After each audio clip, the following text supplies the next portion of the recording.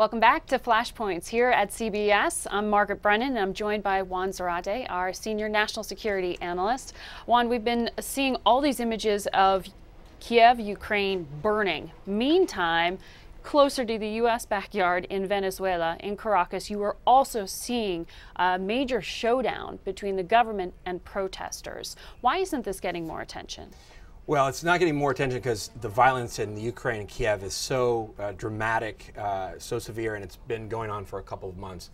What you've seen in Caracas is lower levels of violence, but still that political tension that is now erupting into what is starting to look like not just political unrest, but actual potential civil war.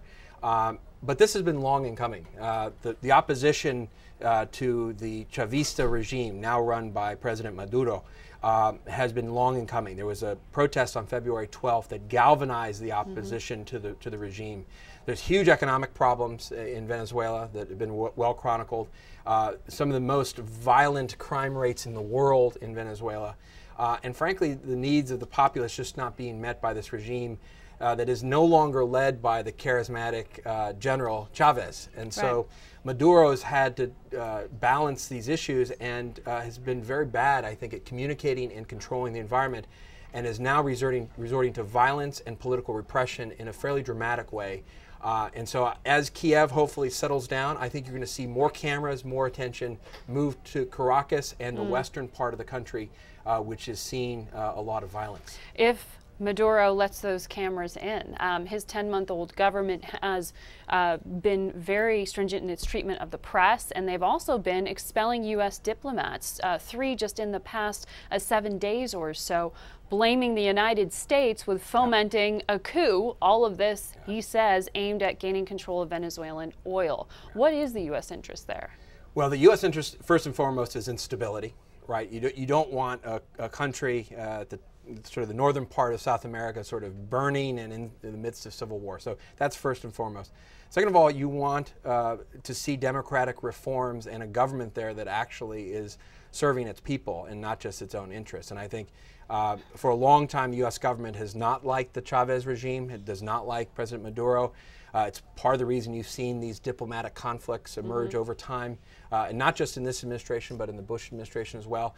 And so, you know, our interests are in making sure that Venezuela comes out of this period in a way that allows for real democracy and real opposition voices. One of the interesting things that's happening now, in addition to the repression of the press, is repression of the political opposition. So the organizer of the February 12th protest is now being held in prison, Leopoldo Lopez, and it's now becoming a cause célèbre. Harvard-educated intellectual versus Maduro, former bus driver, labor leader, who's keeping this country that you talk about being in crisis. No, that's right. And the opposition has been growing in popularity over time. They've had trouble in the past in terms of galvanizing enough support. They narrowly lost in this last election.